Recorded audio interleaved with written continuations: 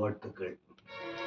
கர்த்தருடைய கிருபையினால் இந்த 7வது நாள், லெந்து நாட்களின் இந்த 7வது நாள் தேவ வார்த்தையை உங்களுக்கு சொல்லுவதற்கு என்னை தகுதிப்படுத்தின தேவனுக்கு ஸ்தோத்திரம்.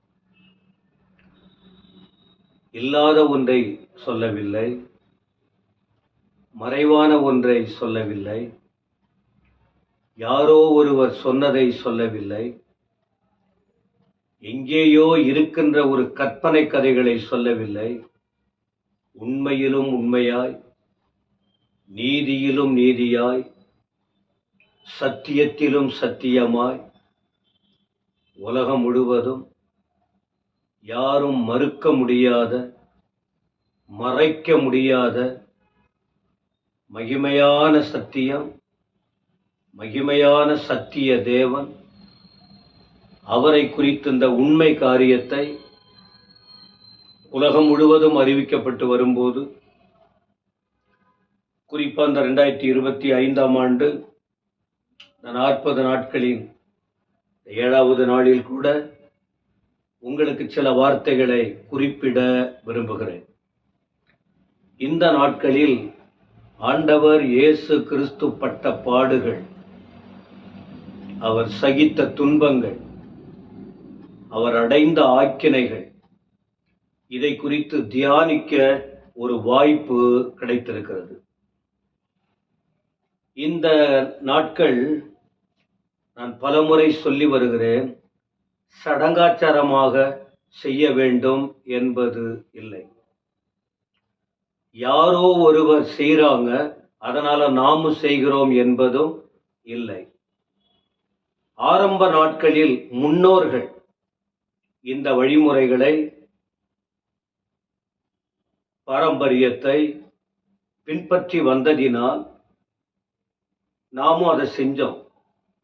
ஆனால் முன்பு நடத்தின விதங்களுக்கும், பேசின விதங்களுக்கும், கற்றுக் கொடுத்த விதங்களுக்கும், கற்றுக்கொண்ட காரியங்களுக்கும், ஜனங்களை நடத்தின விதங்களுக்கும் வித்தியாசம் உண்டு.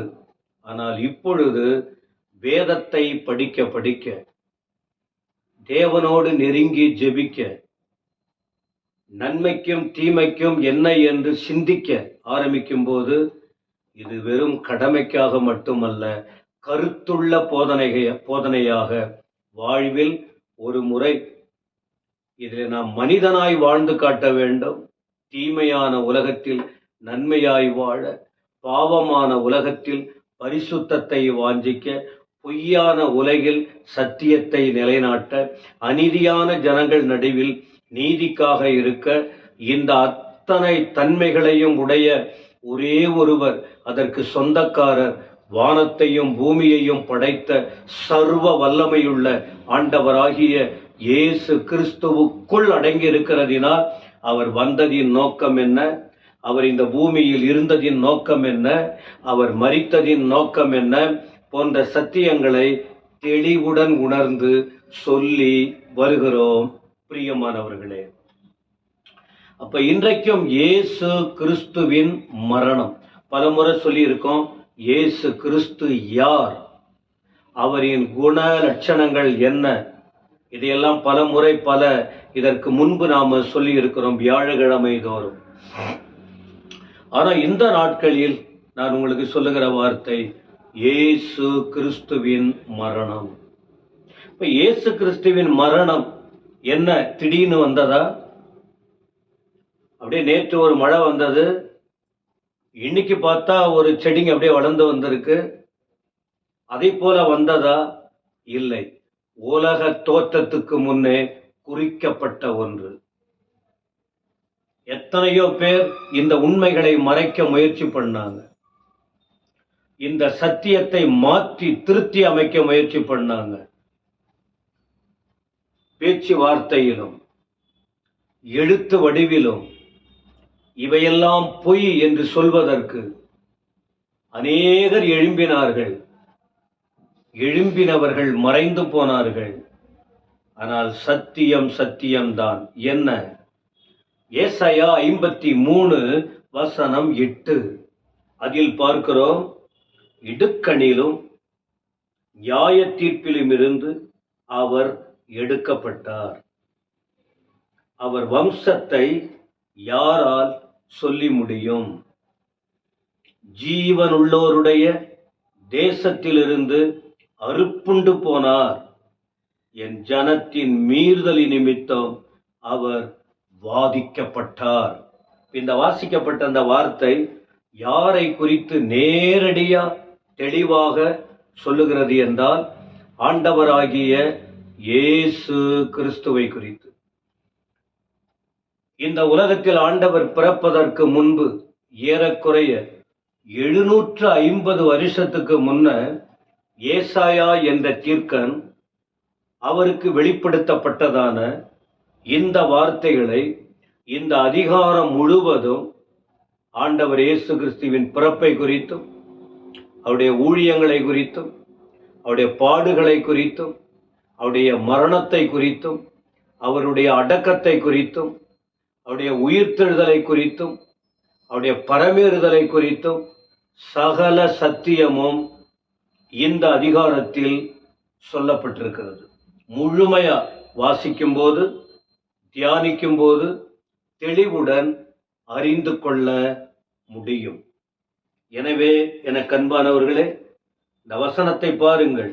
இடுக்கண், இடுக்கண் தெரியுமா உங்களுக்கு? இக்கட்டான ஒரு நிலைமை, இக்கட்டான அழுத்தமான சூழ்நிலை. இயேசுவின் மரணம் அதை ஒட்டி சொல்லுகிற வார்த்தை இது. நியாய தீர்ப்பிலிருந்து எடுக்கப்பட்டார். அவரை யூதர்கள்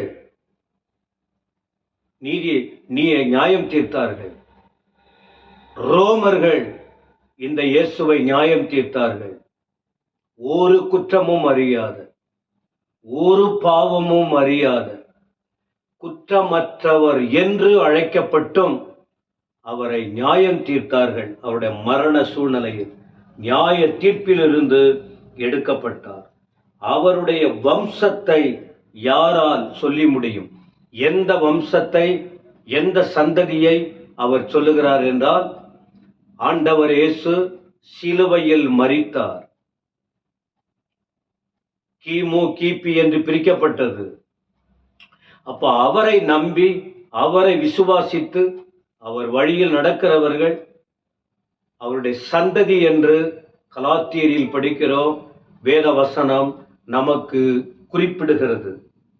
எனவே அடுத்த ஒரு வார்த்தை பாருங்கள். ஜீவனுள்ளோருடைய தேசத்திலிருந்து அறுப்புண்டு போனார். பரலோகத்தில் இருந்தவர், ஜீவனுள்ளோரின் தேசம், அங்கிருந்து இந்த பூமிக்கு வந்தார். அவர் மரணம் என்கிற அந்த நிலையில் அறுப்புண்டு போனார். அவர் மரணத்துக்கு ஒப்பு கொடுத்தார். அவர் ஜீவனை விட்டார். அவர் வேதனை அடைந்தார். என் ஜனத்தின் மீறுதலின் நிமித்தம் அவர் வாதிக்கப்பட்டார். ஆண்டவர் இயேசு இந்த உலகத்தில் வந்து பாடுபட்டது, வாதிக்கப்பட்டது, நியாய தீர்ப்படைந்தது, அறுப்புண்டு போனது, இடுக்கணுக்குள் சென்றது எதற்காக என்று பார்க்கும்போது, தனக்காக அல்ல, அவருக்காக அல்ல, எனக்காக, உங்களுக்காக, அனைத்து ஜாதி ஜனங்களுக்காக இயேசு கிறிஸ்து சிலுவையில் மரித்தார். எனவே இந்த மரணம் உலக தோற்றத்துக்கு முன்னே குறிக்கப்பட்டது. அவரை பற்றி குறிக்கப்பட்ட வார்த்தையின் படியேதான் அவர் மரணம் நடந்தது. இதை குறித்து தொடர்ச்சியாய் வசனங்களின் ஆதாரங்களோடு பல வார்த்தைகளை கேட்க பரிசுத்த ஆவியானவர் நமக்கு கிருபை கொடுப்பாராக. செய்ய வேண்டியது என்ன? மரித்த இயேசு நமக்காக, உங்களுக்காக, எனக்காக அந்த சந்ததிக்குள்ள நீங்க வருவீங்களா? நீங்க மரிக்க வேண்டிய இடத்துல அவர் மரித்தார். நமக்காக மரித்த இயேசு கிறிஸ்துவுக்கு உங்கள் வாழ்க்கையை ஒப்பு கொடுக்க முடியுமா? ஒப்பு கொடுங்கள். பிரதிபலனை நீங்கள் அனுபவிக்க முடியும். கர்த்தர் உங்களை ஆசீர்வதிப்பாராக. ஆமென்.